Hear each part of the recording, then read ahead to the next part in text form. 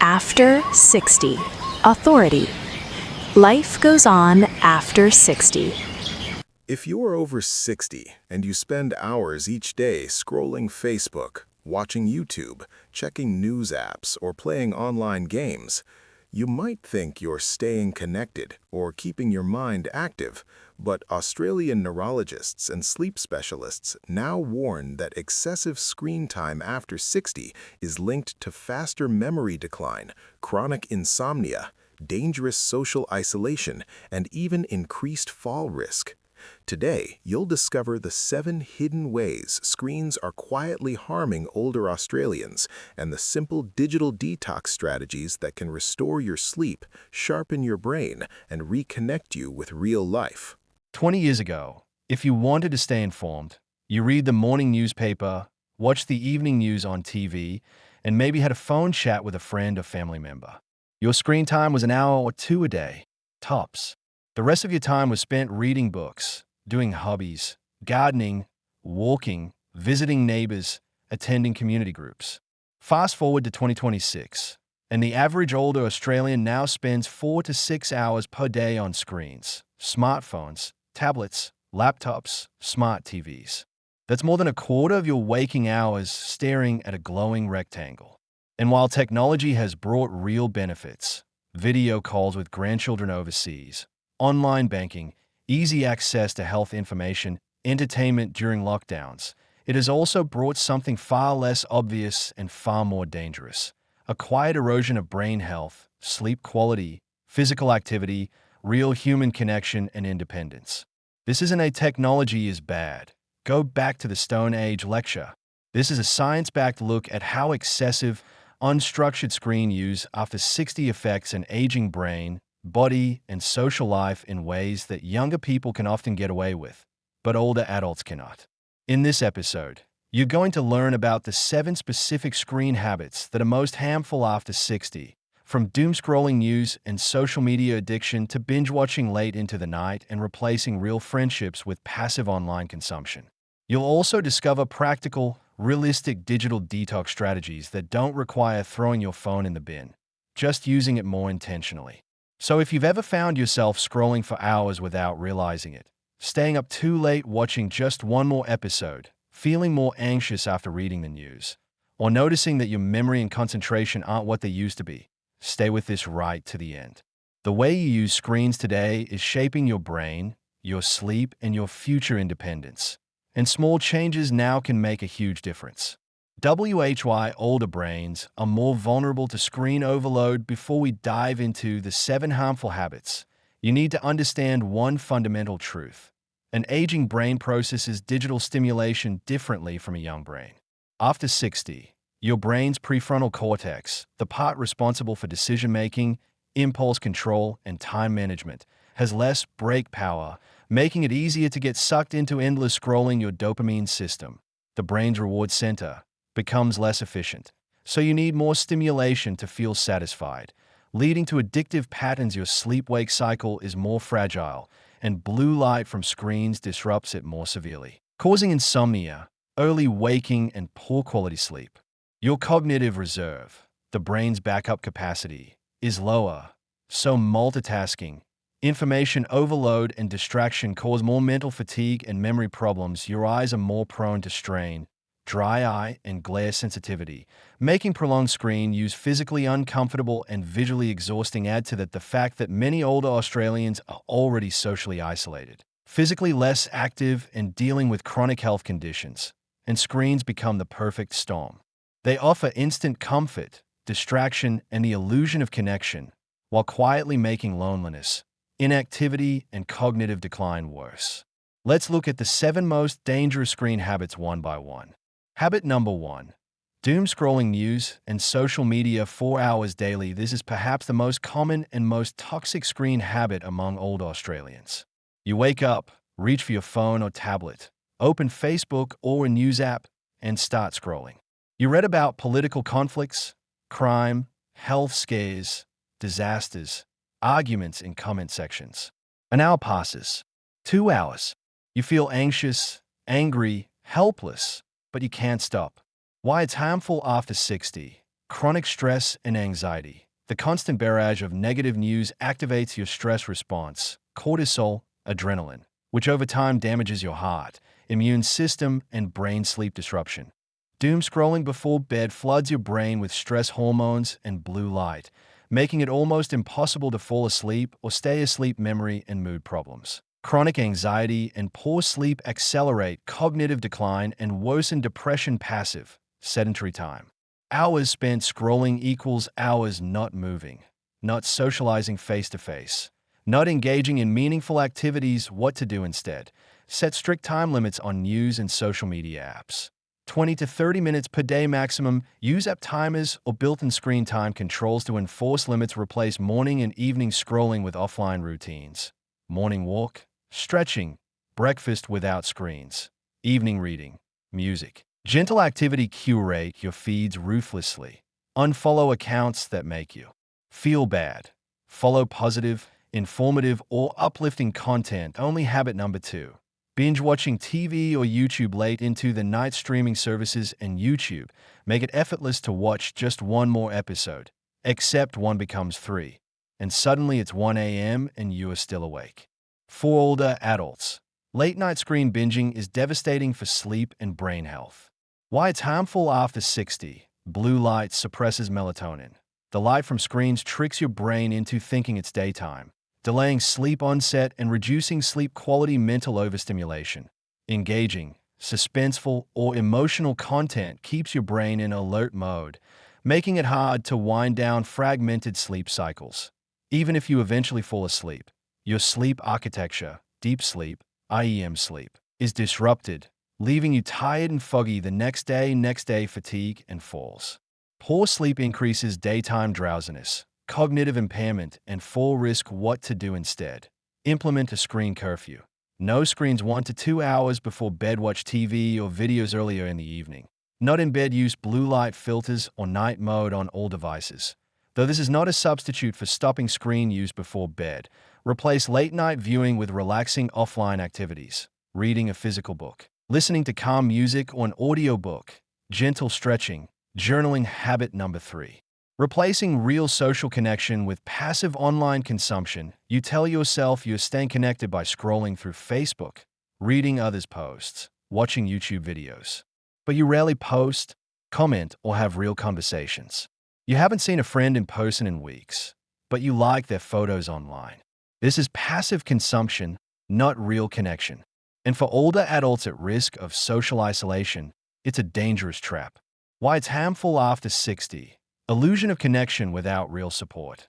You feel in touch but have no one to call in an emergency, no one who notices if you're unwell. Increased loneliness. Studies show that passive social media use actually increases feelings of loneliness and depression, especially in older adults. Reduce face-to-face skills and confidence.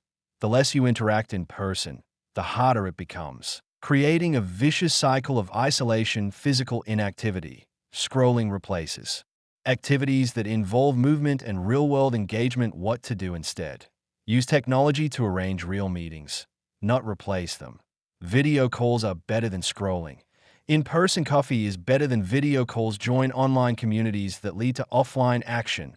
Local walking groups, hobby clubs, volunteer opportunities found online but attended in person. Limit like and scrolling. Increase direct messaging and phone calls to people you care about. Schedule at least one face-to-face social activity per week, even if it's just a neighborhood walk or library visit. Habit number 4. Using screens as the default time filler. For every empty moment you're waiting for a doctor's appointment, you scroll. You're sitting on the couch after lunch. You pick up the tablet. You wake up in the middle of the night. You check your phone. Screens have become your automatic response to boredom, loneliness, discomfort, or stillness. Why it's harmful after 60. Erodes attention span and concentration. Your brain never gets a chance to rest, daydream, or think deeply. Reduces creativity and problem solving. Boredom is when the brain makes connections and solves problems. Constant distraction blocks this. Worsens sleep. Using screens when you wake at night tells your brain it's time to be alert, making it harder to fall back asleep. Prevents mindfulness and presence. You miss opportunities to notice your surroundings, your body, your thoughts. What to do instead? Practice doing nothing for short periods. Sit without a screen for 5 to 10 minutes. Just breathe, look around. Let your mind wander. Carry a physical book or puzzle book instead of reaching for your phone in waiting rooms if you wake at night. Don't reach for screens. Use breathing exercises. Listen to calm audio, eyes closed, or get up and do a quiet, screen-free activity until sleepy. Rediscover offline hobbies. Knitting, woodworking, gardening, drawing, crosswords, playing a musical instrument. Habit number 5. Sitting still 4 hours while using screens. Sedentary screen time. Screen time isn't just mentally passive, it's physically passive. Sitting still for hours while scrolling, watching, or gaming is one of the worst combinations for older adults. Why it's harmful after 60. Accelerated muscle loss. Prolonged sitting speeds up sarcopenia, age-related muscle wasting, increasing frailty and fall risk. Cardiovascular and metabolic harm. Long sedentary periods increase risk of heart disease, diabetes, blood clots, joint stiffness, and pain. Staying in one position worsens arthritis and back pain. Cognitive decline. Physical inactivity is a major risk factor for dementia. What to do instead? Use the stand and stretch every 30 minutes rule. Set a timer. Get up, walk around the room. Stretch. Combine screen time with light movement. Watch TV while gently marching on the spot, doing seated leg lifts, or using a stationary bike. Replace some screen time with active hobbies. Gardening, walking, tai chi, dancing. Aim for at least 150 minutes of moderate activity per week, separate from screen time. Habit number 6. Overloading your brain with multitasking and information bombardment. You're watching TV while checking emails on your tablet while your phone buzzes with notifications. You have 5 browser tabs open, 3 apps running, and news alerts popping up every few minutes. Your brain is in constant reactive mode, never able to focus deeply on anything. Why it's harmful after 60. Cognitive overload. Aging brains have less capacity to filter and prioritize information. Multitasking causes mental exhaustion and confusion. Memory impairment. When your attention is split, information doesn't get properly encoded into memory. Increased stress. Constant task switching and interruptions activate the stress response. Mistakes and poor decisions. Divided attention increases errors. Forgetting to take medication, missing appointments, financial mistakes. What to do instead? Turn off all non-essential notifications on your phone and tablet. Do one thing at a time. If you're watching TV, just watch. If you're reading an email, close everything else. Set specific times for checking email and messages, e.g., twice per day, rather than constant checking. Practice single tasking. Choose one activity and give it your full attention for 20 to 30 minutes. Habit number 7. Ignoring eye strain. Headaches and physical discomfort from screens. You spend hours on screens and notice your eyes are sore, dry, blurry. Your neck aches. You have headaches, but you push through, assuming it's just part of using technology. Why it's harmful after 60. Digital eye strain. Older eyes are more vulnerable to glare, dry eye, and focusing fatigue. Ignoring it can worsen vision problems. Posture damage. Hunching over screens strains neck, shoulders, and back, contributing to chronic pain and mobility problems. Headaches and cognitive symptoms. Eye strain and poor posture can trigger tension headaches, dizziness, and concentration problems. Reduce quality of life. Persistent discomfort makes you less likely to engage in enjoyable activities. What to do instead? Follow the 20-20-20 rule. Every 20 minutes, look at something 20 feet, 6 meters, away for 20 seconds. Adjust screen brightness, contrast, and text size to comfortable levels. Position screens at arm's length and slightly below eye level. Use artificial tears if your eyes feel dry. Take regular breaks. Stand, stretch, move your neck and shoulders. Get regular eye exams and update glasses or reading prescriptions as needed. The science of digital detox for older adults. Digital detox doesn't mean abandoning technology. It means using screens intentionally, not habitually. Research shows that reducing screen time, especially passive, sedentary screen use, in older adults leads to better sleep quality and duration, improved mood and reduced anxiety, enhanced memory and concentration, more physical activity, increased real social connection, greater sense of control and life satisfaction. A recent Australian study found that older adults who reduced recreational screen time by just 1 hour per day reported significant improvements in sleep, mood, and energy within 2 weeks. Your practical digital detox action plan: you don't need to throw your phone in the ocean. You need boundaries, routines, and intentional use. Step 1. Track your baseline for 3 days. Honestly track how much time you spend on social media, news apps, YouTube, or streaming TV, games, or other apps. Total screen time per day. Use your phone's built-in screen time tracker, iOS, screen time, Android, digital well-being. Step 2. Set realistic daily limits based on your baseline. Aim to reduce total screen time by 30 to 50% over 4 weeks. Prioritize cutting passive consumption, scrolling, binge watching, rather than active use. Video calls with family, online banking, looking up health information. Set app-specific limits, e.g., 20 minutes per day for Facebook, 30 minutes for news. Step 3. Create screen-free zones and time screen-free mornings. No screens for the first hour after waking. Screen-free meals. Eat without TV, phone, or tablet. Screen-free bedrooms. Charge devices outside the bedroom. Use an old-fashioned alarm clock. Screen-free evenings. No screens 1 to 2 hours before bed. Step 4.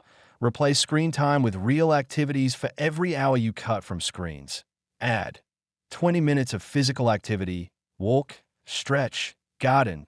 20 minutes of face-to-face or phone social connection. 20 minutes of a meaningful hobby: reading, music, crafts, puzzles. Step 5.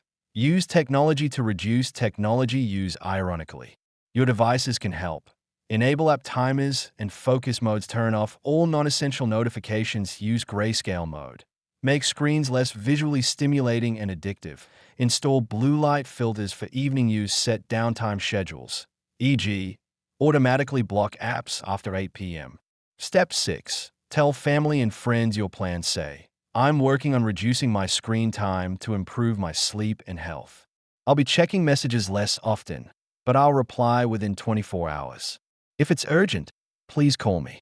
This reduces anxiety about missing something important. Step 7. Monitor improvements after 2 weeks. Check.